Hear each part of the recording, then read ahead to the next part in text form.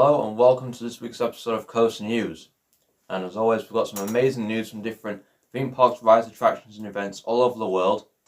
So let's get straight into the news today. Our top story for tonight, Walibi Holland has announced that they will be building a brand new duelling RMC Raptor coaster for 2025. And this is very unexpected news and absolutely exciting news at the same time from Walibi Holland in the Netherlands. Basically, if you know what I'm talking about, Walibi Holland is a theme park located in the Netherlands. It used to be owned by Six Flags. I think it used to be called Six Flags Holland, and obviously they sold it a number of years ago. And since then, it has become one of the most popular theme parks in Europe. And their most recent coaster, apart from the Zamperla family coaster that added later this year, the most recent coaster is Untamed, which opened in 2019 and is an RMC hybrid coaster. And recently, the park announced that they are going to be building, I guess it could technically count as two coasters because it's a dueling coaster, but for the sake of this video, it's going to be counted as just one coaster. For 2025, it's going to be built by RMC once again. It's going to be a Raptor coaster, the first one in Europe. They're labeling it as a double Raptor coaster. It's going to have two tracks. One track is going to be more of a family thrill coaster, and the other one's going to be a much more extreme layout. And obviously, it's going to open in 2025. I'm assuming construction will start next year, because obviously, if it was going to open, say, next year, that would mean construction would have to start this year. And this year, they're adding a brand new family coaster. I think it's in their speed zone area. So obviously this ride will be absolutely fantastic. It'll obviously be the world's first dueling single rail coaster. I think it's going to be the first dueling single rail coaster by RMC anyway, because obviously Steeplechase at Blackpool Pleasure Beach, it's got 3 tracks and it's a single rail coaster. So it's not the first dueling single rail coaster in the world, but obviously the first one by RMC. And this kind of reminds, judging by the details they've given, it kind of reminds me a little bit of Battlestar Galactica at Universal Studios Singapore, which is a dueling coaster from Vekoma. Obviously that has 2 tracks. One track is more of a family coaster and there's another one that's more for thrill seekers. So I'm wondering if Walibi Holland are doing something similar like that, obviously as a RMC Raptor coaster. And this ride sounds absolutely fantastic. It is going to open in 2 years' time, 2025. Like I said before, I'm presuming construction will start next year. And I cannot wait for this brand new world's first dueling RMC Raptor coaster to open in 2025. And it's going to be absolutely exciting when it does open for the first time. In other news today, plans for Project Horizon at Alton Towers have officially been approved. And this is so exciting for Alton Towers, obviously for their future investments. If you don't know what I'm talking about, basically Project Horizon is a brand new mystery indoor attraction that's scheduled to open at Alton Towers in 2024, so next year. And it sort of popped up, planned for like a public consultation last September, and this was completely out of the blue, out of nowhere. No one knew what it was going to be. They still haven't even stated officially what kind of attraction it is going to be. Oh no, it's some kind of indoor attraction, and the actual size of the building it's in, because it's in a big box type building thing. The actual size of the building itself is the equivalent of the Smiler, so it's a pretty big building, whatever it is. A lot of rumours have circulated about what it could actually be. One of the more popular rumours is that it could be a flying theatre type attraction, so like Soarin' at Epcot or something like that. It wouldn't be the UK's first, obviously, because 2021 we had Flight of the Skyline at Legoland Windsor. But obviously it would be a great addition for Alton Towers. It's located near the World of David Walliams, just behind that area actually, and it's right next to the Alton Towers dungeon as well. I would say when the plans for this were first revealed, there was rumours that Alton Towers dungeon has had its last season in 2022, and that could be possible because that attraction, every time I've walked past it, it's just been completely empty. No one's been around it. So it's clear that hasn't really been successful for them.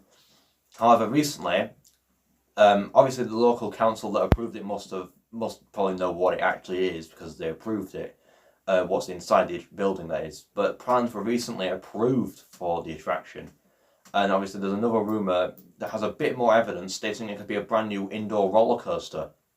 Now the building is about 20 metres high, so 65 foot, 60 or 65 foot, which is normally around the height that Alton Towers build their coasters, because obviously they can't go above the tree line, and that's where the tree line sort of ends basically.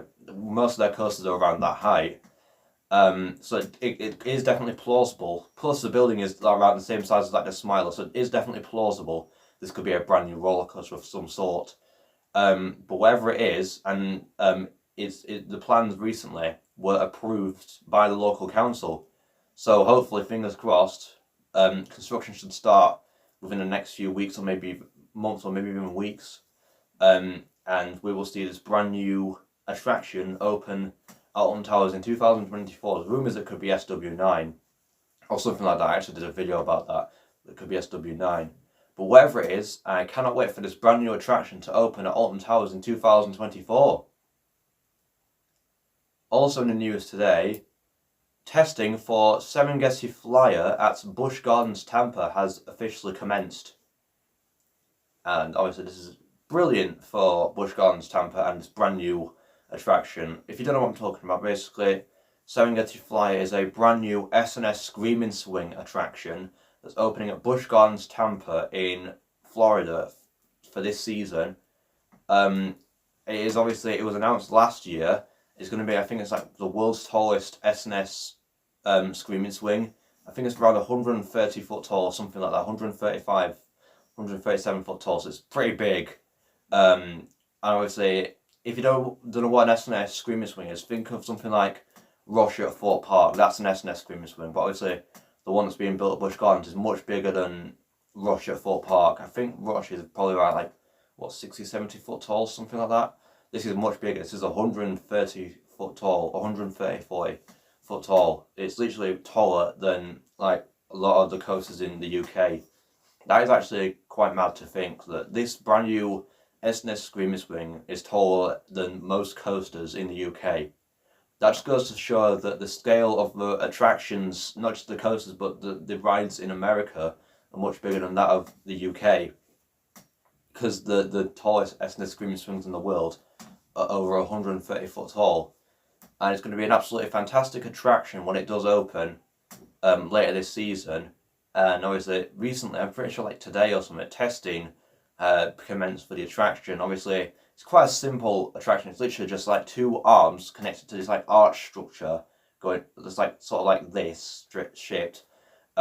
Two arms underneath that swing forwards and backwards. Obviously, they both go opposite directions, but they both swing forwards and backwards. And it's double-sided seats as well. So it has the capacity, and it's quite a fun ride experience, fun and yet simple at the same time. But this one is going to be, obviously they get more intense the bigger they get, and obviously because I think this is the biggest one. I think this is going to be absolutely insane. And obviously I love that Busch Gardens SeaWorld are investing in their theme parks a lot more recently over the last couple of years. It was only a few years ago, 2020, I think, that there was rumours that SeaWorld were going bankrupt because obviously with their major investments for their brand new coasters at their other parks, and then the COVID hit, that's a lot of money gone, and a lot of time without these rides and the parks being open. So there was rumours that they were going to go out of business, but thankfully they haven't. They've pulled through, and now they're still planning this cycle of brand new attractions opening year after year, not just coasters obviously, but with flat rides as well. And it's absolutely amazing to see, and I cannot wait for this ride to open. And finally in the news today, Thorpe Park have revealed concept art for their brand new Ghost Train attraction, which is opening later this year. And this is very interesting to see. I didn't think Thorpe Park would reveal concept art, concept images for Ghost Train this early on. But basically, if you don't know what I'm talking about, basically Ghost Train is I say it's brand new, but it's more of a refurbishment of the previous Darren Brown's Ghost Train, which first opened back in 2016 at Thorpe Park in Surrey. It's kind of a virtual reality dark ride attraction. Obviously, it was built in partnership with Darren Brown, the magician, obviously. And when it first opened, a lot of the reception for the ride was quite negative, mainly because of the fact that I think a lot of effects weren't either just didn't work right, or just the fact that it used virtual reality instead of like practical effects and things like that. Obviously, the next season they rebranded it as Darren Brown's Ghost Train: Rise of the Demon, where I think they like fixed some of the special effects or changed some of them. And the response after that was slightly more positive, but overall, over the years, Darren Brown's Ghost Train received quite a negative response from visitors. So earlier this year, Thorpe Park decided that they would retheme. They would remove Darren Brown's name from the attraction, and they would name it to just Ghost Train. And it's going to be a brand new story, and apparently they've removed the virtual reality from the attraction, which sounds absolutely insane. And earlier today, at the time of recording, they actually revealed some new concept art for what the exterior of the attraction is going to look like. And obviously, it's going to be a different design than what it was before. It's still going to be like sort of similar sort of design with Thorpe Park Junction and things like that. However, they've revealed a little bit about the story, kind of. They revealed that it's going to take place in like the pre-digital age, and somewhere between the 1970s and 1990s. It's going to be like more like a retro sort of theme. And obviously it's very similar to the original Ghost Train for Darren Brown's Ghost Train. I'm pretty sure that took place during like present day. This is going to be like a blast of the past sort of attraction, but it's going to be without virtual reality and all special effects. And obviously the actual design of the exterior itself is inspired by other train stations in the UK.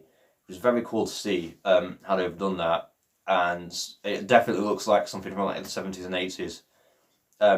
The actual design for the exterior, and overall, this new version of the Ghost Train looks absolutely awesome. And I'm hoping that when it opens later this year, it'll have a much more positive response than it did when it first opened in 2016. And I cannot wait to see it. So yeah, that is it for this week's episode of Coast News. I hope you've enjoyed it, and if you did, then please make sure to like, subscribe, and comment if you'd like to see in the next video. Bye!